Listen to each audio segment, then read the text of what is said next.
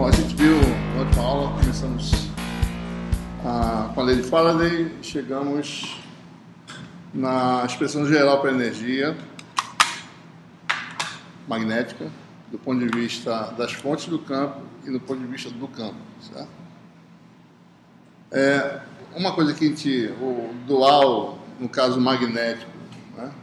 No caso elétrico, nós temos armazenamento de energia, leva ao conceito de capacitância, né?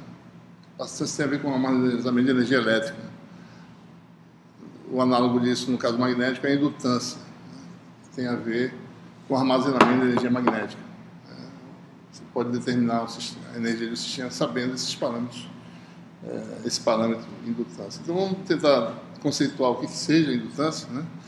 Então, hoje a gente vai falar especificamente sobre indutância.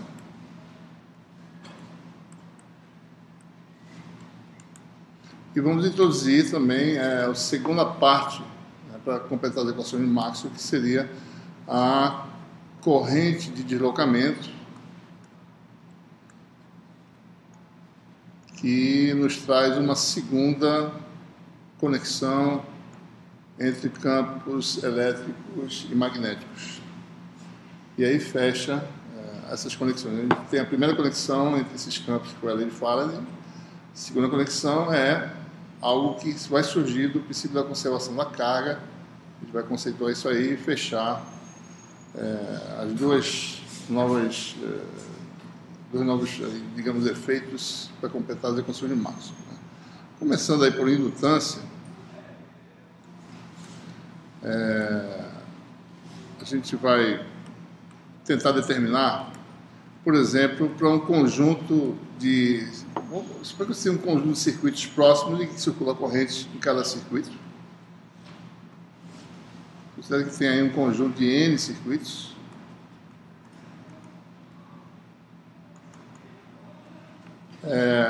Se você tem...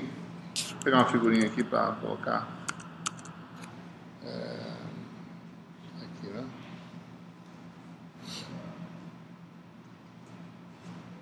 Se eu consigo... figurinha 610, né? Essas figurinhas estão nesse aspecto. Deixa eu ver se eu boto essa figurinha. Bom, você tem assim N circuitos, né? Cada circuito tem uma corrente que circula no primeiro circuito em 1, né?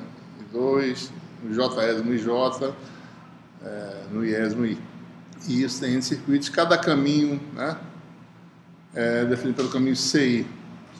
Ora, se circula corrente em cada circuito, existe um campo magnético, né, associado, né? Esses circuitos, tendo corrente elétrica, né, e tendo campo magnético, nós temos uma energia magnética desse sistema. Então, a gente quer determinar a energia desse sistema. Ora, independente da fonte, se você tem um volume fechado V qualquer, né, volume V, em que a densidade corrente no elemento de volume dV seja J, né?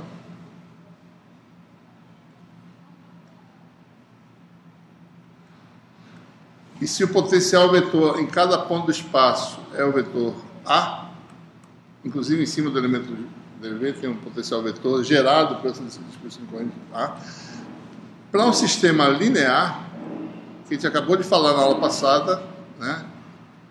Sistema linear, no ponto de vista da fonte do campo, que é o J,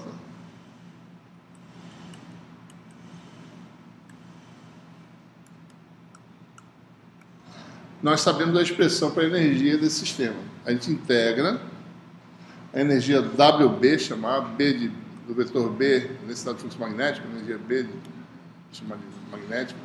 B é o representante da grandeza magnética, é 1/2 da integral de J escalar A. Se você mapear, sabendo a densidade de corrente de cada ponto de espaço, e mapear o potencial eletrônico de cada ponto de espaço, calculando esse integral, você tem energia. Nosso sistema, que a gente está mostrando essa figurinha aqui, né, na verdade não é um volume, mas os volumes são essas seções transversais desses fios de seção transversal bem pequeno, né?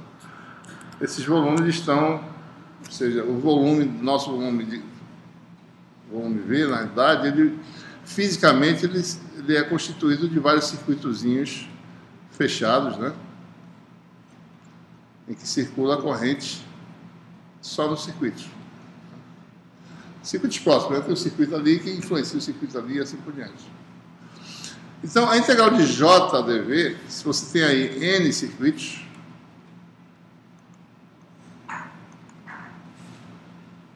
aliás, a integral que nós queremos calcular, que é dV J escalar A, essa integral é nula em vários lugares, só não é nula nesses pontos, né? Em cada ponto desse, o JdV se transforma, por exemplo, no ponto em que a corrente aqui é I, o JdV se transforma em IdL, em que dL é o deslocamento diferencial, né, ao longo do caminho. É um elementozinho desse.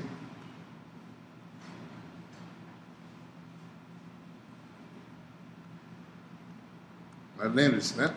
Ampere por metro quadrado vezes metro cúbico dá ampere vezes metro. Ampere vezes metro, ampere vezes metro. Ou seja, quando a gente vai para um filamento, o JdV se reduz, né, nessa idealização a IdL. Né? Então você tem o quê? N circuitos. Então essa integral de volume vai ser uma integral nesse circuito, mais a integral nesse circuito, mais nesse circuito, mais nesse circuito, ou seja, uma integral, uma soma de integrais em N circuitos. Se no iésimo circuito a corrente é I, então isso aqui vai dar, né, soma, deixa eu botar em preto aqui. Soma de I igual a 1 até N, da integral, né? Lembre-se que a integral agora vai ser de linha, né? Para me cobrir o volume desse circuito aqui, basta fazer a integral de linha, né? No caminho iésimo, isso aqui vai dar, nesse caminho, né? A corrente é constante, então a corrente no iésimo circuito dá I, circulação, no iésimo circuito, de quem? O dL desse circuito, escalar potencial vetor, num ponto desse circuito. A gente vai chamar desse ponto como argumento para vocês perceberem que o potencial vetor está sendo calculado nesse ponto aqui. Então, por exemplo, se esse aqui é o deixa eu botar para esse aqui. Se aqui a corrente é I, num ponto do circuito, do iésimo circuito, o vetor posição é XI. Só para dizer que está no iésimo circuito.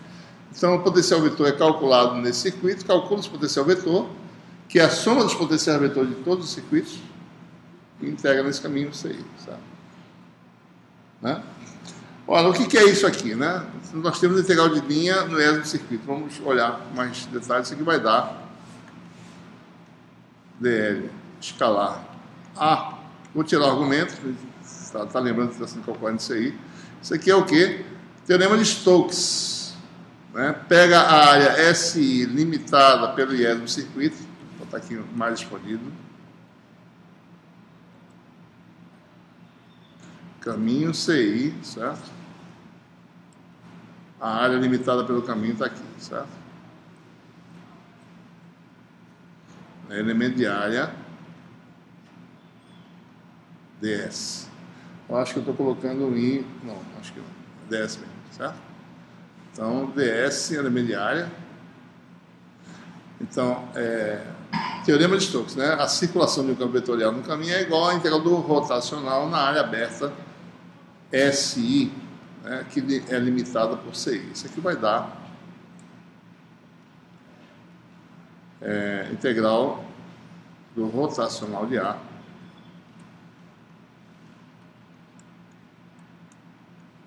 né? Nesse circuito aí. E quem é o rotacional de A? É o vetor densidade de fluxo magnético. Essa equação permanece válida. Não existem monopolos magnéticos. B tem divergência zero. Então, B é o rotacional de um vetor. Certo?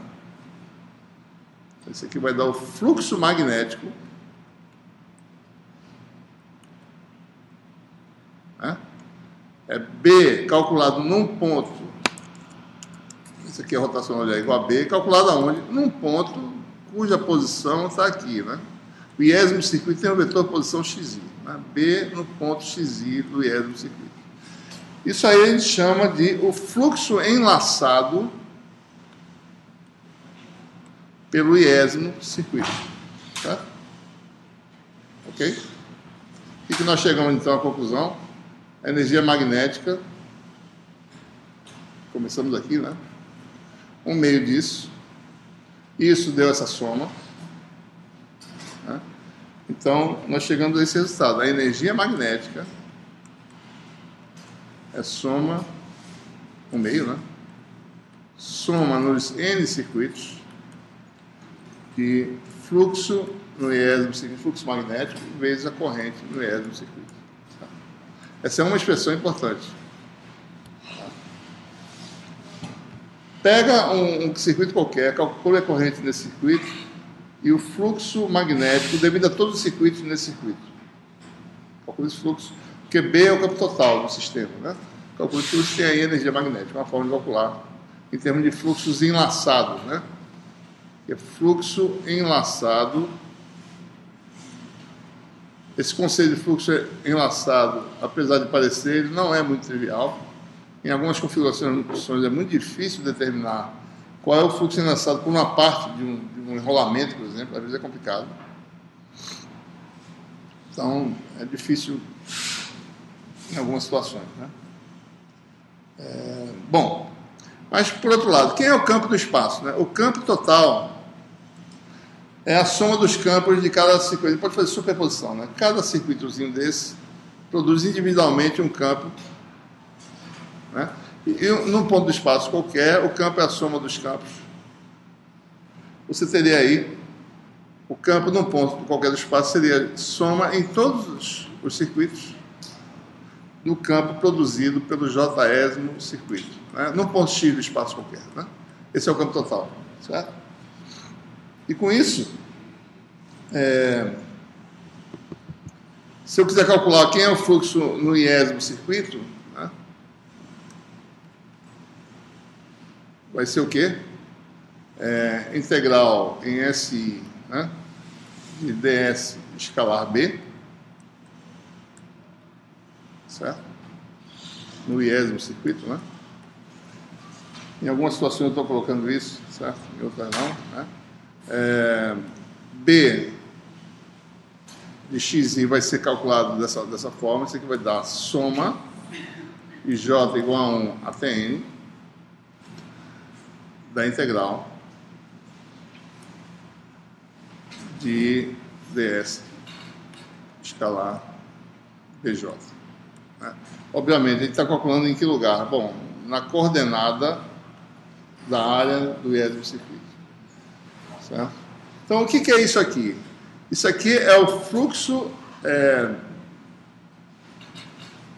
enlaçado pelo circuito I devido ao efeito do circuito J, devido ao campo isolado do circuito J. Isso aqui é psi J. Né? Então, a gente chega nesse resultado aí, que o fluxo enlaçado pelo iésimo circuito, como é de se esperar, é a superposição, né? Dos fluxos produzidos, ou seja, do fluxo enlaçado pelo iésimo circuito devido ao J-ésimo circuito. Soma todos esses fluxos. No fundo, o que a gente está fazendo? Né? Quem é o campo que age num dado circuito? É a soma dos campos de todos os circuitos. Né? Calcula esse fluxo, então você vai ter essa expressão aí. Inclusive, eu coloquei no Facebook, tem uma errata lá, tinha uma expressãozinha errada. Né? Eu já vou corrigir na próxima revisão aí. Mas vocês...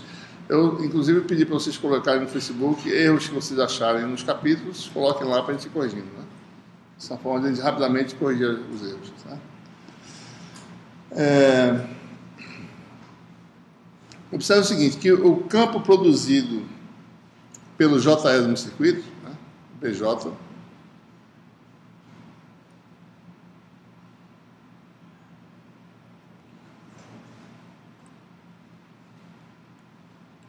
ele depende, né, apenas da corrente IJ. Né? Isso aqui é uma função vetorial, que nós sabemos de quem? De IJ. Né? Lei de Biot-Savart. Né? O campo produzido por um circuito qualquer, calculado pela lei de Biot-Savart, depende da corrente IJ. Então, essa função psi de IJ, que é igual ao que? Na integral em SI, né? De ds escalar bj, ela é uma função linear desse parâmetro ij. Lembre-se que como nós temos sistemas lineares, né? B é sempre proporcional à corrente, né? Você duplica a corrente, duplica B. Todo mundo é proporcional entre si, né? Então você tem um sistema linear. Isso aqui é o que? É proporcional à corrente J. Esse fator de proporcionalidade só vai depender, né? A gente está falando de vácuo ainda, né? Não estou falando de mesmos materiais, estou falando do vácuo. Só vai depender então da geometria envolvida, das distâncias, tamanhos, etc. Então esse parâmetro de acoplamento, esse parâmetro que dá esse coeficiente, né? Esse aqui é proporcional a J, esse parâmetro a gente chama de a indutância mútua. É um parâmetro geométrico, fator de escala. O fluxo enlaçado pelo circuito I devido ao circuito J é um parâmetro proporcional à corrente J. Esse parâmetro a gente chama de a indutância mútua. Tá? Só depende da geometria, né?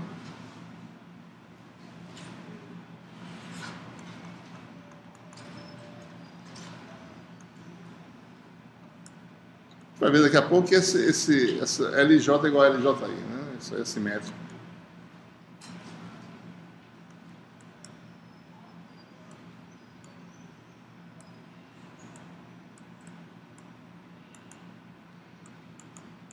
Ou seja, o que está dizendo aqui? Psi de J é igual a L de J vezes IJ.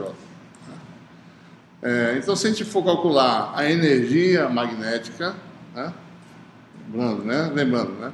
Energia magnética, voltando às expressões anteriores, é igual a 1 meio, soma igual a 1 até N, né? De psi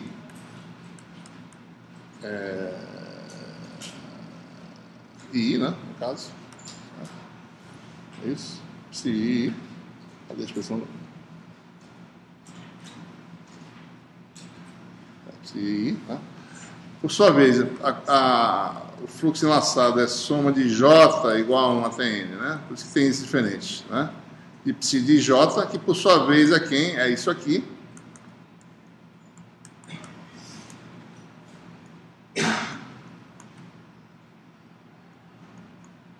Então, se eu jogar na expressão para energia, eu tenho agora a soma dupla, né? Energia magnética é 1 meio, soma de I igual a 1 até N, soma de J igual a 1 até N, de quem? L e J e I e J. Então, qual a importância da indutância? Exatamente isso. Se você conseguir determinar todas as indutâncias mútuas de um sistema de circuitos ou de uma estrutura qualquer, você calcula a energia. Sabendo? Então, é a forma de calcular a energia. Se a corrente é 1 ampere, multiplica por indutância. Certo? Se você tem uma indutância própria, talvez. Né? Se multiplicar por 2, multiplica pela indutância, que é um parâmetro que não depende da valor da corrente. Basta você saber a característica do sistema magnético, representada por uma indutância. Isso aqui pode ser separado em termos I igual a J, em termos I diferente de J. Né? Essa energia pode ser escrita ainda assim. Né? Vamos separar os termos I igual a J. Isso aqui vai dar 1 meio, soma de I igual a 1 até N, LI, I ao quadrado, né? LI no caso, né? Deixa eu melhorar essa letra aqui, tá meio...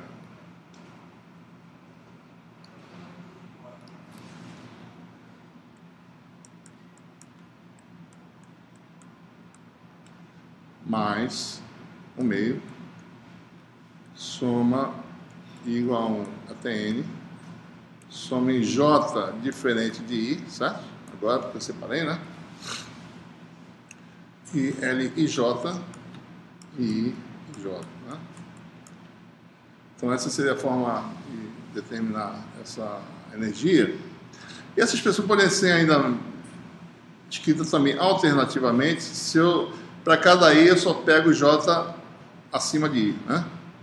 Ou seja, para I igual a 1 eu sumo só de J igual a 2 em diante, para I igual a 2, J igual a 3 em diante, de forma que eu não preciso, porque aqui eu tenho LJ, LJI. Isso aqui pode ser escrito, né? Também assim, né? sem esse 1/2 aqui, né? Porque eu tenho dois termos. Sem esse 1/2, já antecipando que a LJ é igual a LJI, daqui a pouco a gente mostra isso. Também é por causa disso, certo? Esse termo é recíproco, então isso aqui pode ser escrito dessa forma, né? Soma esse 1/2 aqui, entra aqui. Soma em J maior do que I, L e J, e I e J. Ou seja, não tem termos. Você vai ter L12, L13, mas não vai ter L21, certo? Porque L21 é igual a L12 que a gente vai provar daqui a pouco. Então a gente junta esse L12 e L21, esse produto é o mesmo. Somos dois, cada um tem um fator 1/2, daí dá um fator 1. Por isso que aparece isso aqui, certo? Então a gente pode escrever essa energia desse jeito. Tá?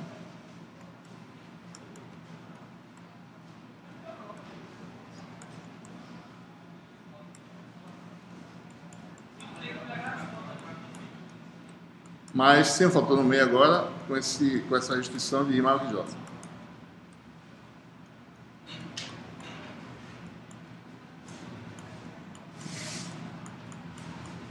Bom, então, em resumo, né? O sistema é totalmente descrito pelas indutâncias associadas. Que indutâncias são essas? Esses termos aqui são chamados de indutância própria do circuito.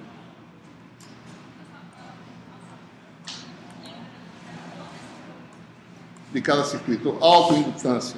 Né? Isso aqui nós já falamos de indutância mútua entre circuitos I e J. Tá? Que expressão nós teríamos para indutância, né? Basta calcular a expressão original, né? Nós temos aí, como é que a gente calcula a indutância? Agora a expressão para calcular a indutância mútua ou própria, certo? O fluxo enlaçado pelo iésimo circuito devido ao J no circuito é igual, né? A integral sobre SI, né? ds B sobre xi, né? Só lembrando que esse x é sobre a área do circuito, o iésimo circuito, tá? Isso aqui é rotacional de A, ou seja, voltando para trás, né? Isso aqui vai dar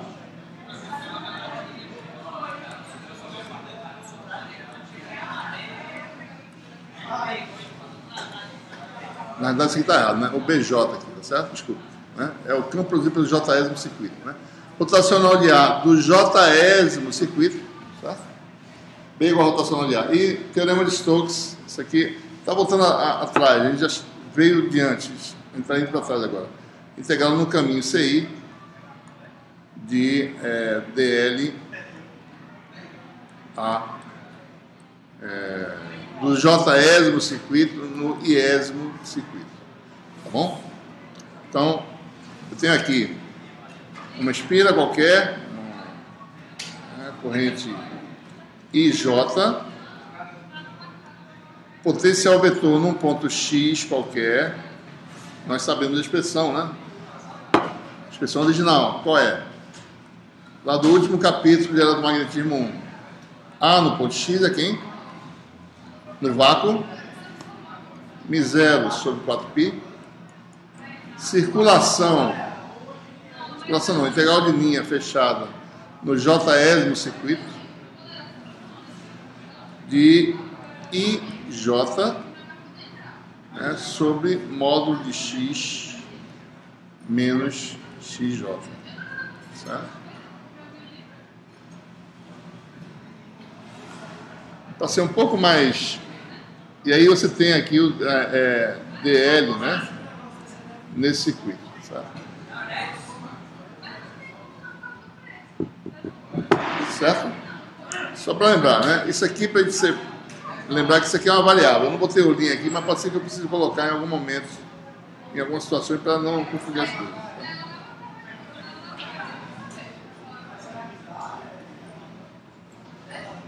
Isso está falado. Não está em movimento.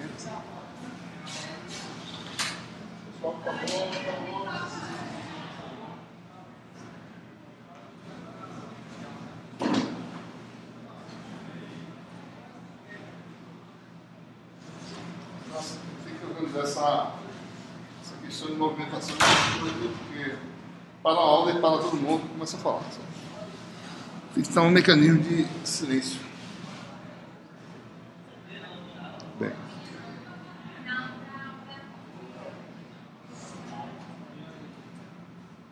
Certo. Então nós temos aí. Isso aqui é o potencial vetor produzido pelo J-ésimo circuito, né?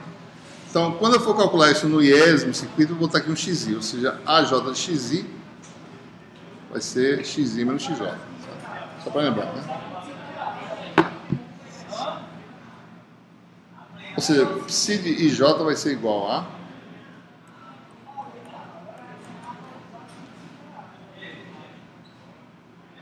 integral de essa integral aqui, né? Lembre-se, integral em CI, certo? Depois tem integral em CJ. Então, integral duas vezes, tá? Vai dar um μ0 sobre 4π. Pegar essas correntes e tirar do lado de fora, IJ, certo?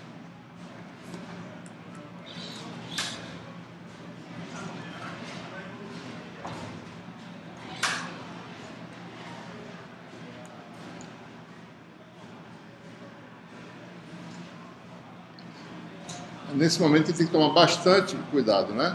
Vamos chamar isso aqui de DL do iésimo circuito, né? Para a gente poder não confundir com esse DL do J-ésimo circuito, certo? Chama isso de DLJ, né? Então vai ficar DLI escalar DLJ dividido por XI menos XJ, certo? E aí nós extraímos aquele parâmetro que a gente falou. Quem é a indutância mútua entre os dois circuitos? Né? É o coeficiente do IJ. Né? Lembrando, psi de IJ é igual a LIJ vezes IJ, né? Então nós temos a expressão geral para a indutância mútua entre dois circuitos. Simplesmente essa integralzinha aí. LIJ igual a μ0 no vácuo, né? Dois circuitos submersos dentro do vácuo. Integral CI CJ DLI escalar DLJ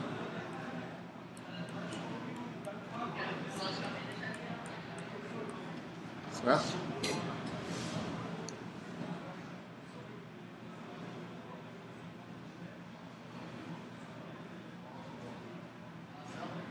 Então essa expressão geral, observem dessa expressão que se eu trocar aí por J, eu não altero o resultado, né? Se eu trocar isso aqui por escala não muda, x menos xj em módulo, a diferença não muda também. Então LJ é igual a LJ aí. Tá?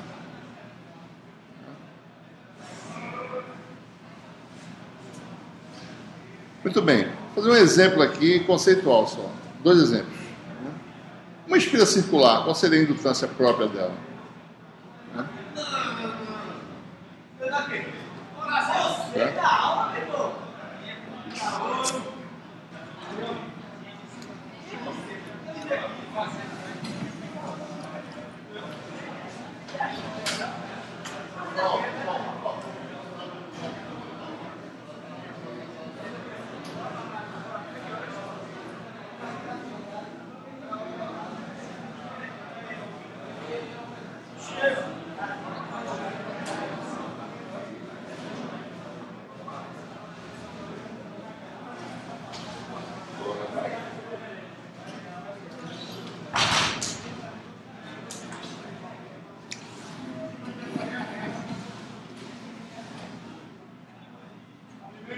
Uma dúvida aí, pessoal? Expressão geral, né? Teria que calcular esse tipo de coisa. Indutância mútua, dá para calcular. Vão ter exercício no final do capítulo para vocês calcularem para dois circuitos, né? Com uma certa distância de geometria, certo? Vamos tentar ver como é que seria o grau de dificuldade para calcular para um circuito só, para uma espira simples, certo?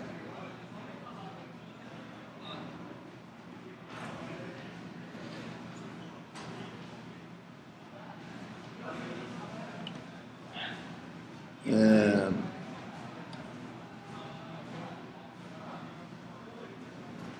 se você tem uma espira,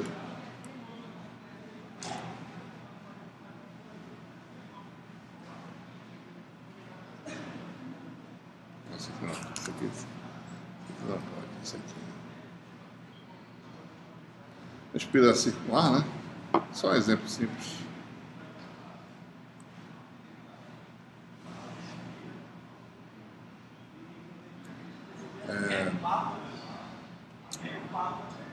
Tá aqui em cima de eixos.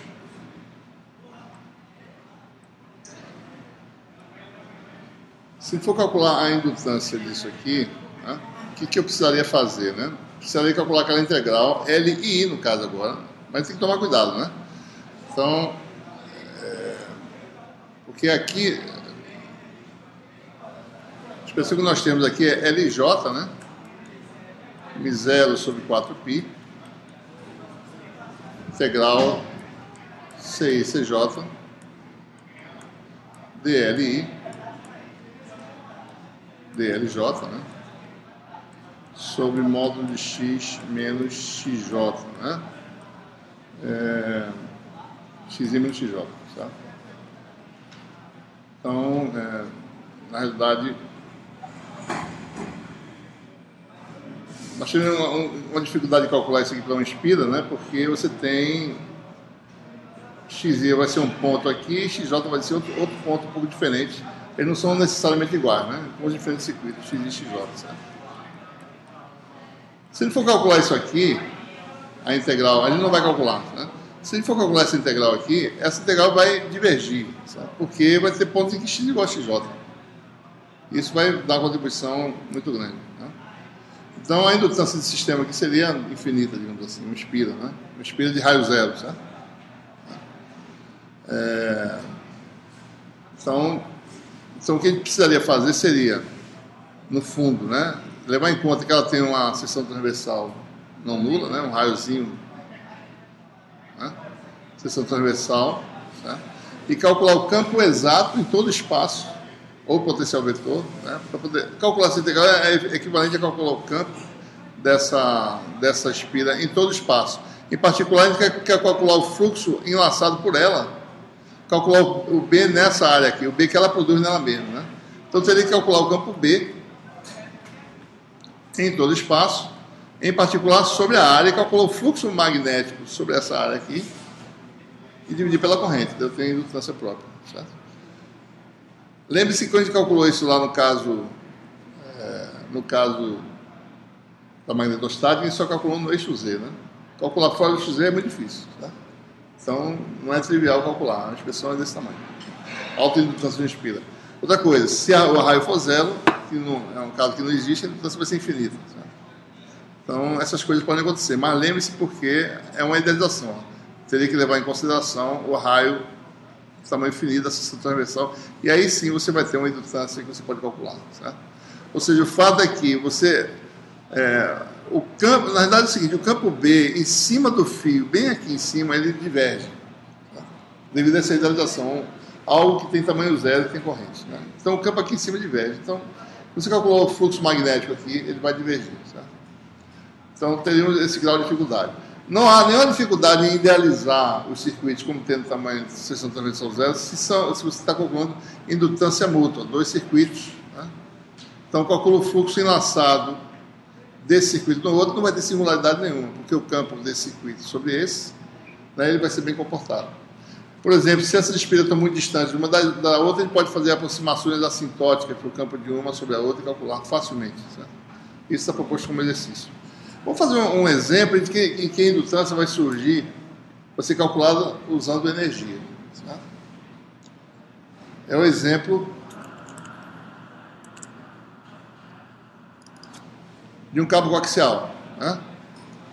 Olhando a seção transversal de um cabo coaxial alimentado, né, em algum lugar por diferença de potencial, a gente está falando de regime DC, apesar de a gente estar falando de equações de Maxwell para campos variando no tempo, mas a gente está voltando um pouquinho a discussão para energia magnética e voltando a discussão para poder calcular esses parâmetros de energia magnética que é a indutância. Então, por exemplo, um cabo coaxial sujeito a uma corrente DC, né, Então, olhando a seção transversal, a corrente vai por um caminho, né? Digamos que essa corrente se distribui nesse condutor central de raio-ar com a densidade J0 e retorna pela casca, pela malha de terra do cabo coaxial. Digamos que tem a espessura zero e poderia levar em consideração a espessura finita, se quisesse.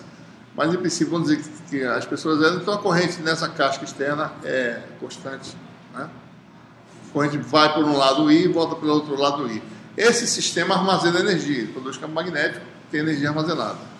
Como é que calcula a indutância? Na realidade, o cabo coaxial ele tem um comprimento aí, cabo longo, né? Se você calcular a energia total armazenada no cabo, vai ser infinita, porque ele é muito grande. Infinito se ele for infinito, né? Então, o cabo coaxial é muito longo, né? Condutor central aí. Né? Então, o que a gente faz é o quê? Pega uma seção de comprimento ΔZ, calcular a energia armazenada nesse comprimento ΔZ, e aí usa a expressão que se a energia total, né, esse cabo tem uma indutância, certo? Digamos que é um meio de Li2, onde I é a corrente que circula no cabo, né? Num comprimento ΔZ você tem uma energia ΔWB, né? Que é um meio da indutância por unidade de comprimento, chamado de ΔL, ΔZ, e 2, né, vezes o comprimento ΔZ. Né, certo? Então, o que na verdade que é importante aí para um cabo coaxial não é a indutância total, mas a indutância por unidade de comprimento. Né? Então, o que eu preciso fazer é o quê? Calcular a energia por unidade de comprimento do meu sistema.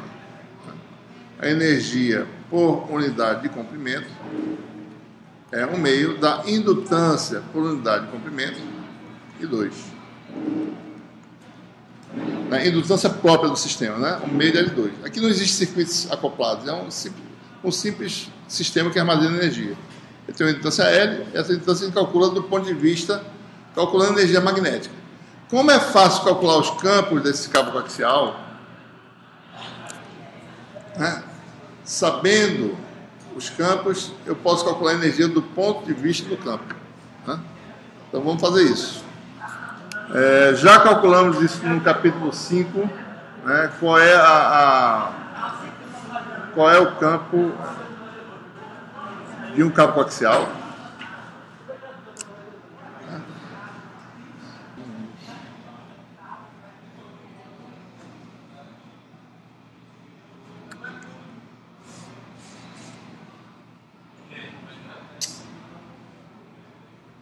Esqueci qual era o negócio aqui. Bom, tá redondo aí, pessoal. Tá bom? Vou fazer assim por enquanto. Na próxima aula eu uso a tecla correta. Estou com medo de apertar a tecla errada de novo.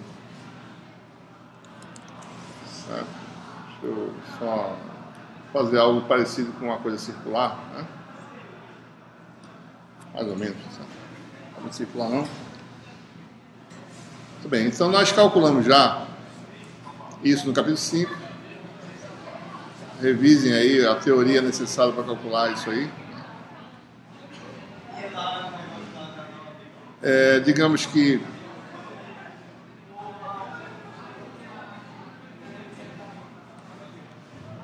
coordenada R, né, azimuth φ, certo? Então nós sabemos que o campo magnético, o campo H, só tem componente azimutal, né? E a gente pode calcular.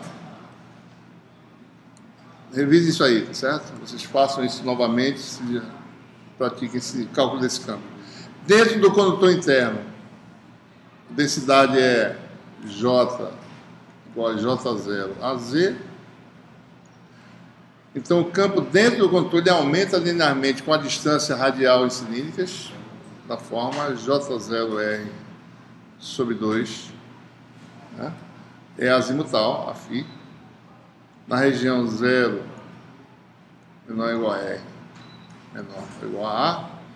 E entre os dois condutores, nessa região aqui, vou colocar aqui vácuo, né? pode admitir que é vácuo, ou admitir que a permeabilidade magnética do condutor é igual ao do vácuo, que é razoavelmente verdadeiro. Isso aqui vai dar J0 a 2 sobre 2R a φ na região entre A e B. E o campo B, né, pode ser calculado também. Isso é multiplicar pela permeabilidade. B igual a μ0H, no caso, porque permeabilidade é sempre igual a μ0, então vai ser μ0 J0R sobre 2 a φ na região entre 0 e A e J0 a 2 sobre 2R a φ. Por exemplo, esse aqui é um exemplo de você não saber muito bem como é que se calcula o fluxo enlaçado. A corrente vai por um condutor central, né? Não sei se está aqui o desenho ainda, está aqui. A corrente vai por aqui, certo? Mas ela está distribuída, né? E volta por aqui. É como se houvesse vários circuitos fechados, sabe? E é muito complexo entender muito bem o que é o fluxo enlaçado. Agora, calculando energia, dá para se determinar a indutância, certo? Então, por isso que, como eu falei anteriormente, fluxo enlaçado não é algo trivial de se entender, certo? Sabendo, então, a indutância é mais facilmente obtida sabendo se energia magnética, calcular energia magnética. Então, por que eu estou calculando H e B? Né? Porque a energia magnética, que eu falei que é 1 meio de L2, no ponto de vista do campo, ela é dada pelo quê? Né? A energia magnética é 1 meio de quem? Integral de volume B escalar H. Eu sei os campos, calculo facilmente a energia. Integral no volume, certo? Só que a gente vai querer só a energia numa seção de comprimento ΔZ. Isso aqui é o ΔWB, que esse dV aqui vai ser ΔZ, ΔS, né? DS, elemento de área, né? Transversal. Isso aqui vai dar 1 meio, ou seja, 1 meio de ΔZ, integral de área, né? DS, no caso, B escalar H. Isso dá o quê? ΔWB, ΔZ é igual a 1 meio, integral na região R, isso aqui quebra em duas integrais, né? É integral na seção transversal do cabo coaxial. R menor ou igual a, né, de B escalar H, mais integral entre A e B, na região R menor ou igual a B, de DS, B escalar H. Obviamente, se eu tivesse também que levar em conta o condutor externo, sua espessura, teria que ter mais uma integralzinha lá dentro do condutor externo e saber qual é a distribuição de corrente dentro do condutor externo. Estou admitindo que ela está totalmente confinada numa casca de espessura zero, então não está sendo necessário calcular. Isso aqui é o que? DS, na realidade, é em cilíndricas R, DR, dφ. Esses campos não dependem do azimuth, né? Então, isso aqui vai dar 2π em cada caso. Integral só radial. Vai dar 2π sobre 2, vai dar π. Integral de 0 a A. Vamos fazer assim, né? B igual a μ0H vai ser μ0 H2 R dr na região entre 0 e A, mais na região entre A e B, μ0 H2 nessa região, R dr. Certo? Então vamos ver quem é H aqui. Calcular o quadrado disso, né? E o quadrado disso. Dá J0 sobre 2 ao quadrado.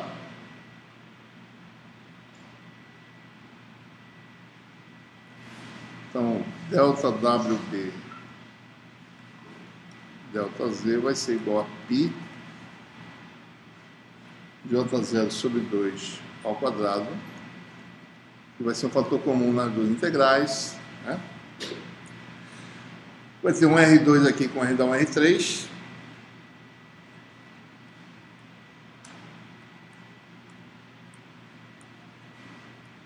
E o outro é A2 sobre R, o fator, certo?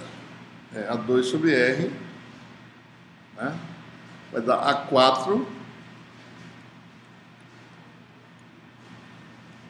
A2 ao quadrado dá 4, sobre R dá 1 sobre R2, RdR que vai dar dr vezes R sobre R2, que dá dr sobre R. Tá certo? Oi? Deixa eu ver se está certo aqui primeiro, peraí. O campo magnético, né? Cadê ele? Está aqui, né? É o quadrado do campo, né? Da R ao quadrado sobre 2. Aliás, R ao quadrado, J0 sobre 2 ao quadrado já saiu evidência. E R2, né? Mais o R da integral, ó, do elemento de área. Da R3, certo? Ok? Então, isso aqui vai dar o quê, né? Pi J0 sobre 2 ao quadrado. Aqui vai dar um A4 sobre 4, né?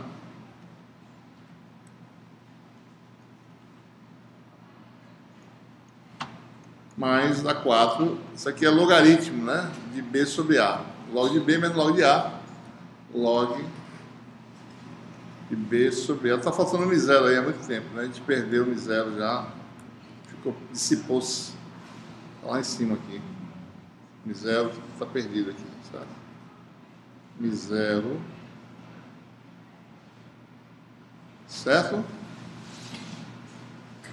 Falta uma conexão, né? Qual é a corrente do sistema? Densidade de corrente uniforme, né? A corrente vai ser a densidade de corrente vezes π a 2. A corrente que circula no sistema, né? Entra pelo condutor central e volta por fora, certo? Então, J0 ao quadrado, né? Que é o que nós precisamos, é igual a quem, né? I2 sobre π2 a 4. Ok? Aqui tem um fator de 2 ao quadrado que é 4. Então isso aqui vai dar igual a... Vou botar os fatores aqui. 0π e 2 sobre 4, π2 a 4.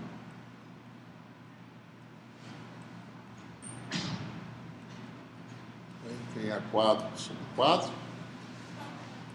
mais A4 log de P sobre A. E aí você tem a indutância, quer dizer, a gente está calculando o quê? A energia, né?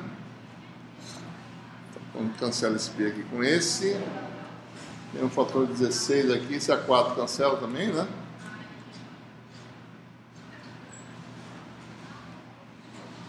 Vou botar só os fatores aqui, vai dar zero. Vou botar os termos assim, vai dar zero.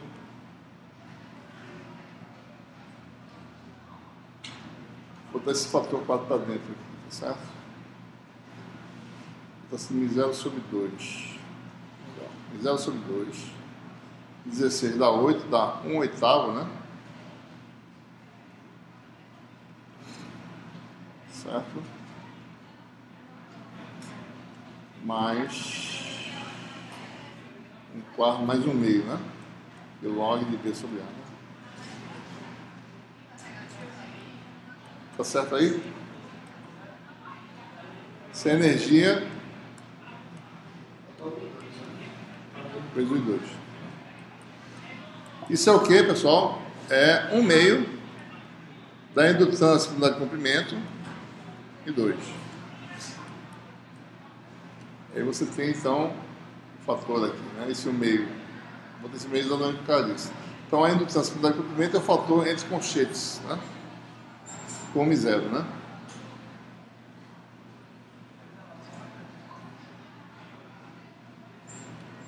Ficar assim. O π está faltando aqui também. Faltou o π aqui, certo? Indutância por unidade de comprimento ser igual a um termo aqui, que eu vou botar ele assim, 0 sobre... vou botar esse 8 aqui, né? Sobre 8π, botar da forma que está no livro aqui. Vai ter 1 mais, né? que dá um meio, então dá 4 log de B sobre A.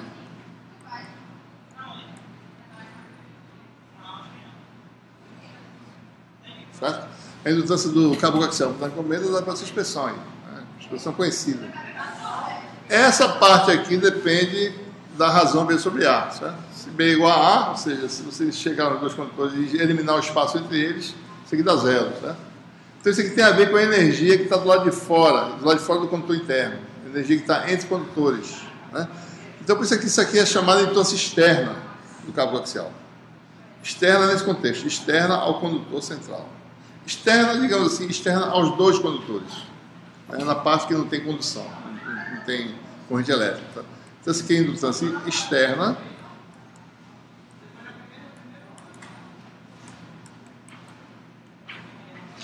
Isso aqui é chamado, esse termo μ0 sobre 8π, é a indutância interna, ΔL interna, por unidade de comprimento.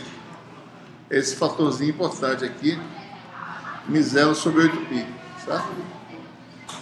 Então, por exemplo, quando se calcula a indutância de uma espira de raio A, certo? O que se faz é admitir que ela tem essa indutância interna aí, μ0 sobre 8π.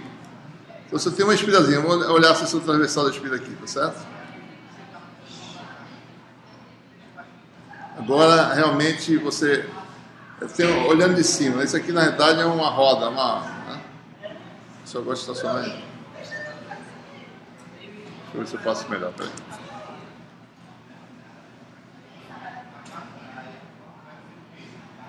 Vou exagerar um pouquinho aqui nas dimensões transversais da espira, né? O que se faz, né? Digamos que aqui tem um raio A, raio interno A, e isso aqui tem aí um diâmetro, né? Certo? Igual a D, isso aqui vale 2A, tá certo? Olhando transversalmente, né? 2A. Essa aqui é a seção transversal da espirazinha circular.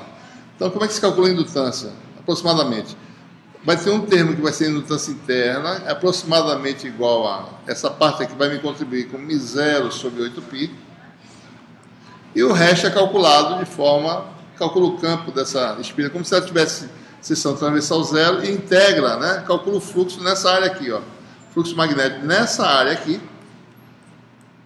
que não vai ter singularidade, tá certo? Só calcula a energia, né? Fluxo magnético sobre essa área, dividido pela corrente, vai dar a indutância externa ao condutor. Daí você tem uma forma de calcular aproximadamente a indutância desse sistema aí. Mas ainda precisa calcular o campo exato, né, desse sistema aí. O campo exato fica mais fácil de calcular se você admitir que a indutância transversal é zero, né? Então, como é que faz? Em resumo, calcula a indutância do sistema separando a indutância interna, admitindo aquele valor μ0 sobre 8π, mais um pedaço externo, calculando o campo exato de uma esfera de seção transversal zero, né? Nessa região, né, sem chegar no centro da espira, só até um certo ponto. Ou seja, você integra o R de 0 até esse ponto aqui, né, até A, que não é o centro da espira e não tem singularidade, então, certo? Ok? Muito bem. Então, é isso que eu tinha que falar para falar a respeito de indutância, né? Faço os exercícios no final do capítulo sobre esse assunto. Tem alguns casos interessantes para se trabalhar, tá? A segunda parte da aula que a gente quer falar é sobre o fechamento aí das equações não, agora a gente só vai introduzir corrente de deslocamento, né?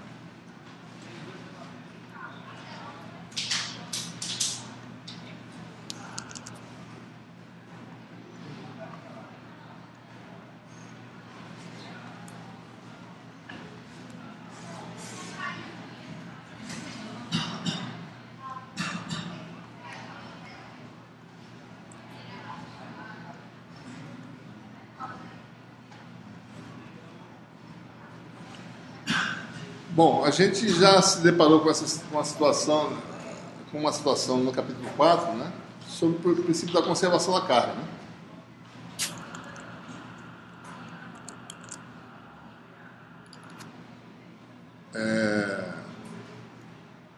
A gente tem aí uma superfície fechada, né? essa superfície tem uma carga, esse volume limitado pela superfície tem uma carga Q, e a carga para ser transportada através dessa, digamos que seja uma membrana, né? Uma superfície que separa duas regiões. Se você tem carga fluindo através dessa superfície sigma, você tem a corrente I. O que foi o princípio da conservação da carga?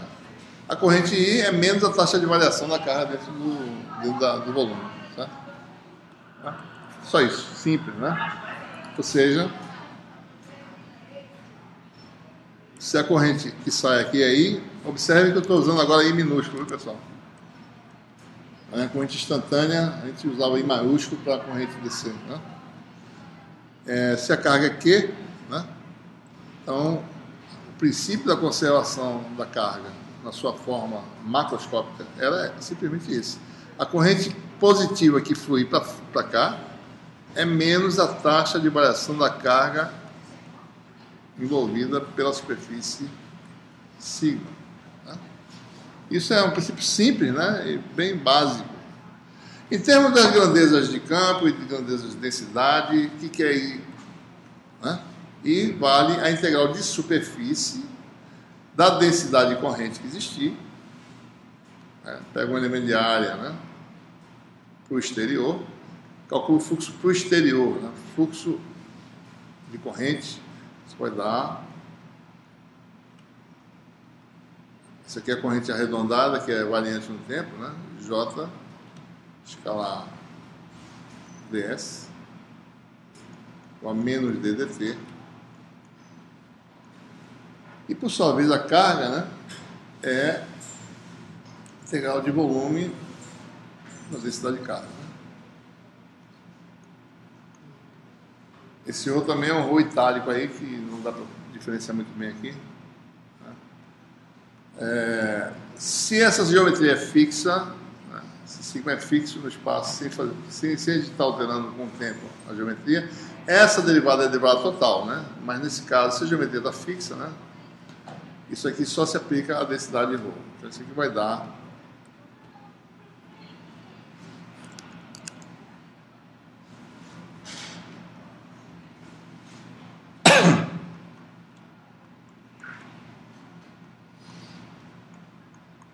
e nós já fizemos isso antes. Isso leva, né, usando o teorema de Gauss, isso aqui é divergente de J, e a gente vai para o volume diferencial. Isso leva a uma equação, a equação da continuidade, né?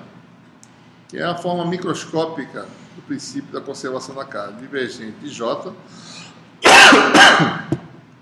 com a menos dρ dt. Certo? Quais são as consequências dessa propriedade aqui? Ou seja, no regime em que as coisas variam no tempo, se houver flutuação de carga, tem que ter divergente de J não nulo.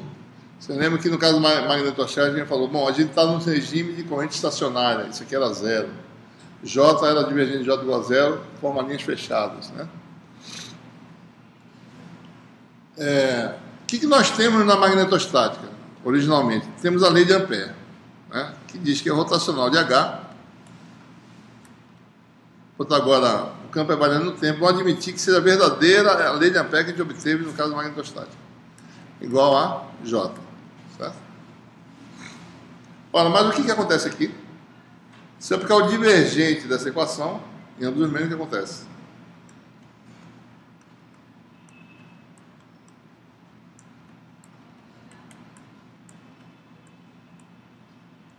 Igual a divergente de J. Ora, nós sabemos, pelos teoremas da análise vetorial, que qualquer campo que é obtido do rotacional de outro campo tem divergência nula, qualquer que seja esse outro campo, qualquer que seja esse campo H, certo? Independente do natureza de H. Essa é uma identidade vetorial. Divergente do rotacional de um vetor é sempre zero. Então, a equação original, que é a lei de Ampère, forma diferencial, leva à conclusão que o divergente de J é zero. O que viola o princípio da conservação da carga, que diz que o divergente de J não é zero para um sistema em que as cargas flutuam com o tempo. Certo? Né? Então esse é o grande paradigma que a gente precisa ver. Né? Então, ou seja, Então, isso, quem viu essa inconsistência foi o próprio Maxwell, né? Viu essa inconsistência nessa equação e falou, bom, alguma coisa tem que ser feita nesse segundo membro aqui, precisa adicionar um termo para corrigir essa inconsistência. Então, foi isso que ele fez. E, com isso, ele introduziu essa corrente de deslocamento. Então, ele falou, bom, a equação não é rotacional de H igual a J. É J mais um termo que eu vou chamar de a densidade de corrente de deslocamento, JD, para corrigir esse problema. Que eu posso ter um divergente dessa equação igual a zero, né? Mesmo que o divergente de J seja diferente de zero. Então, se eu calcular agora o divergente disso tudo aqui, eu vou ter do lado direito divergente do rotacional de H igual a zero, e do lado de lá eu vou ter o quê? Divergente de J mais divergente de JD igual a zero. Ou seja, esse vetor que a gente introduziu tem que ter divergente. Isso aqui nós sabemos que é menos d rho dt. Então, essa densidade de corrente de deslocamento tem que ter uma divergência igual a mais d rho dt. Opa, JD aqui, certo? Então, esse novo termo tem que ter essa propriedade, certo? Ora, da equação original da lei de Gauss de forma diferencial, né? Rho é quem? É divergente de D. Essa equação permanece válida, nada violou essa equação ainda, certo? Ela podia não ser válida no caso valendo do tempo, mas por experimento se verifica que ela é válida. Então, permanece válida a lei de Gauss. Né? Se eu jogar isso aqui dentro, fica como, né? Divergente de JD. A gente quer descobrir o que é essa densidade de corrente de deslocamento. Né? É igual a ddt de ρ, que é ddt do divergente de D. E trocando as posições aqui, vai dar divergente de dd dt. E juntando essas equações, né, eu tenho que divergente de JD menos dd dt igual a zero. Então, essa é a propriedade que nós obtemos. Né? Essa corrente que está inventando, que Maxwell inventou, certo? Tem uma densidade tal que o divergente dessa combinação dá zero. Ora, isso pode ser verdadeiro desde que eu estabeleça que JD seja igual a isso aqui, mais alguma coisa que tenha divergência zero. Né? Então, eu posso dizer que JD é um vetor que tem essa propriedade aqui. É igual a, eu posso satisfazer essa equação, né? JD igual a isso aqui, mais uma correção, ou mais qualquer coisa que tenha divergência zero. Qualquer campo que é obtido do rotacional de outro vetor tem divergência zero. Então, mais o rotacional de uma coisa qualquer, chama de um V aqui, tá certo? V maiúsculo, arredondado. Né? Então, a forma geral da densidade de corrente de deslocamento é essa aqui. Tá? O fato é que, independentemente da escolha que eu tenha para esse vetor, né? Qualquer que seja a escolha dele, eu posso escolher qualquer coisa. O princípio da conservação da carga permanece o mesmo, não é alterado. Porque eu só calculo divergente isso aqui, né? Na realidade. Certo? Então, a escolha mais simples e trivial é simplesmente dizer que JD é dado por esse termo e ignorar isso aqui. O que quer que eu escolha para cá não vai fazer nenhum efeito nas minhas equações. Então, basta escolher JD, criar um termo tal que, ou seja, criar essa corrente de deslocamento, cuja densidade JD é dada por dd dt. E a questão depois de se pensar é, isso aqui pode ser depois verificado experimentalmente, né? Se eu fizer essa escolha. Tá? E é claro que foi, né? Vários experimentos comprovam que o termo correto, mesmo que botasse qualquer coisa aqui, toda vez que eu for calcular o divergente, o que quer que qualquer operação que eu for calcular, isso aqui vai desaparecer. Tá? Porque o que aparece na equação é o divergente de JD. Né? Então isso aqui desaparece. Não tem importância, então pode ser ignorado. E na realidade a densidade de corrente de deslocamento é dada pela taxa de variação do vetor de deslocamento elétrico, o vetor densidade de fluxo elétrico. Ou seja, o que acontece aí? Né? A equação de Maxwell fica modificada, né? Lembrando, né? Rotacional de H não é mais J, é J mais JD, e nós agora descobrimos que a escolha que satisfaz, né, as inconsistências JD igual a DD dt, ou seja, a equação final que a gente obtém agora é o rotacional de H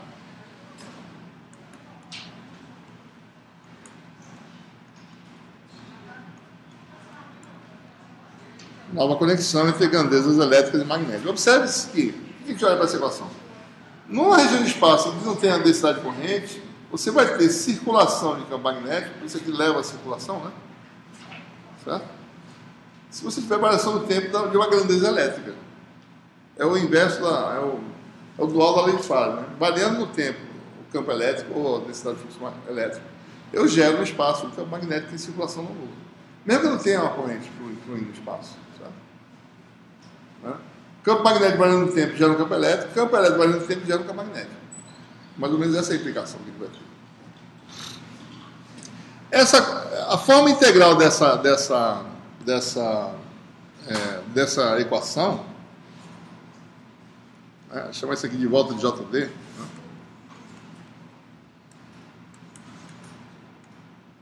Vou fazer assim, para poder entender melhor, certo? Lembrando, né? JD é dado por isso aqui. Se eu quiser calcular a forma integral disso, faço aquela integral de superfície, teorema de Stokes. Eu vou ter circulação de H num caminho fechado é igual a integral na superfície. Vou separar as duas integrais, tá? JDS na superfície limitada por C mais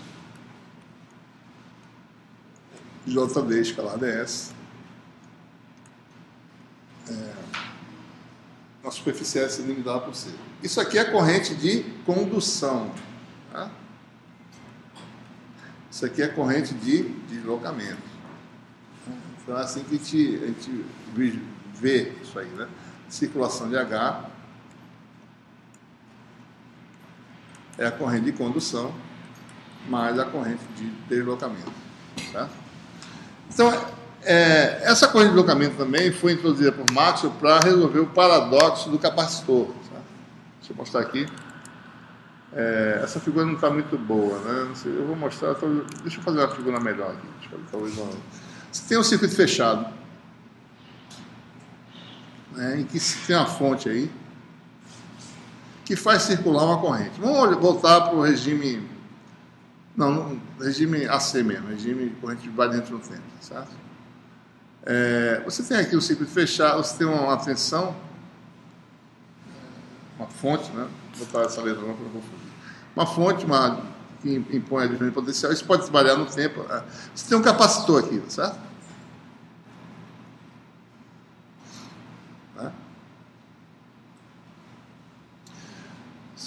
Sendo esse condutor, se a corrente for DC, né? Quando descer, um capacitor ele vai carregar e a corrente, depois de um certo tempo, depois de atingir o regime permanente, vai dar zero. Né? Você liga a chave, o sistema entra em regime permanente e a corrente não pode fluir, porque esse aqui está isolado, é um isolante. Né? A corrente não pode fluir, daí igual a zero. Mas se essa tensão for variando no tempo, for alternada, a corrente é variante do tempo. Circula a corrente I, que apesar desse isolamento, a corrente passa para o lado de lá. Certo? Né? Ora, esse circuito produz um campo magnético H, não produz? Então, eu posso calcular a circulação do campo num caminho fechado, certo? Eu posso calcular essa circulação e relacionar... Deixa eu tirar esse I daqui. Deixa eu tirar esse I daqui para não atrapalhar. Esse I para cá. Circula a corrente I, né? Deixa eu aumentar um pouquinho aqui para poder fazer isso mais direito. Eu posso calcular, então, olhando para a lei de Ampère, que a gente acabou de mostrar aqui, né? A circulação num caminho qualquer é igual a corrente I mais a corrente de deslocamento, calculado numa área atravessada, numa área que limita ao caminho C. Então, se eu pegar um caminho fechado aqui, vou lá para trás, fecho aqui um caminho, Imagina um balão, a boca do balão aqui.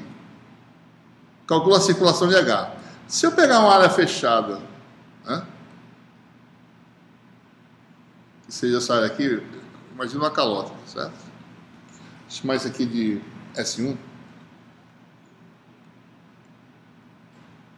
Vamos olhar direitinho. Que a densidade corrente é J. A densidade corrente de deslocamento é dada por ddt. Vamos analisar um pouquinho mais detalhe o circuito aqui.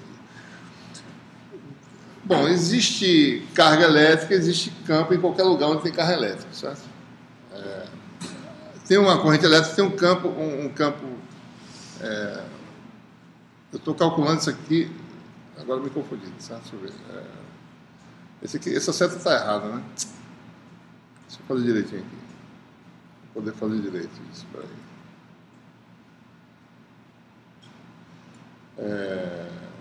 Tá, então eu estou circulando assim, para ter a régua da mão direita correta, certo? Fazendo assim, certo? Então, o elemento de área está saindo aqui, certo? Então, estou calculando a circulação de H. Bom, o vetor de densidade de fluxo elétrico pode existir aqui do lado de fora. Se tem carga elétrica aqui, bom, se tiver carga elétrica, vai ter campo dentro do lado de fora. Mas só que a carga elétrica dentro do condutor é zero, certo? Lembre-se, tem os íons fixos, positivos, tem os elétrons fluindo, né? A soma de carga do íon mais elétron dá zero. Então não tem carga elétrica, não tem campo D aqui fora. D aqui fora é zero. No regime, é claro que se eu botar uma frequência altíssima, vai aparecer campo irradiado. Não é esse caso que a gente está falando.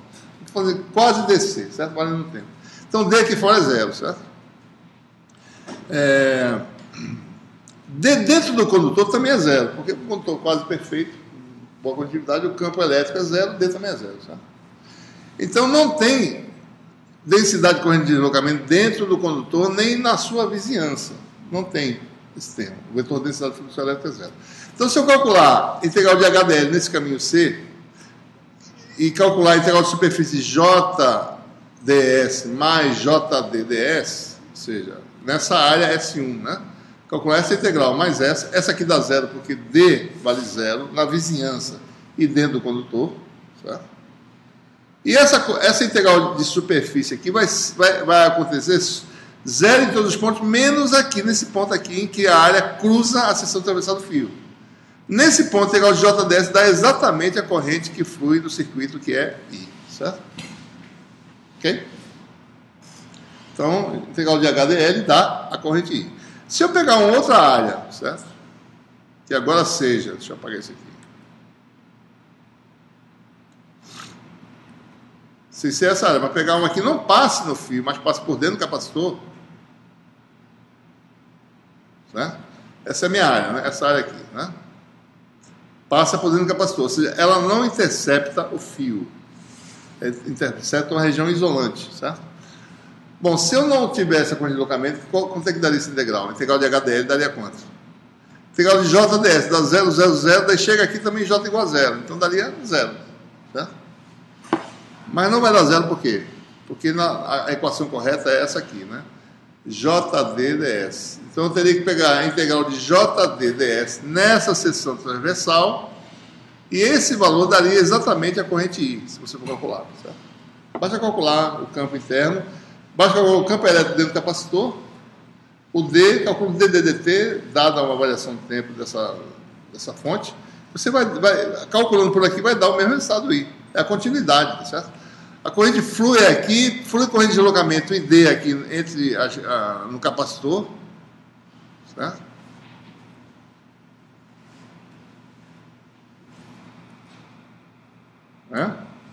Aqui tem a corrente ID. Ou seja, a corrente de deslocamento não tem carga envolvida. Não, é só o campo valendo o tempo, certo? Então a corrente passa aqui, passa por aqui e continua aí do lado de cá, certo? Então resolve esse paradoxo. Se não tivesse esse corrente de deslocamento, não teria. A gente teria um paradoxo. Por aqui calcula daí, por aqui calcula da zero, certo? Não funcionaria. Tá? Então esse paradoxo do capacitor fica entendido assim, com essa densidade de corrente. Tá? Bom, então vamos parar por aqui. Essa é são os tópicos que eu ia falar hoje, né? E a gente não temos ainda uma lista de presença, né? Temos só a ata. Alguma pergunta? Uma dúvida? Pessoal, pega aqui.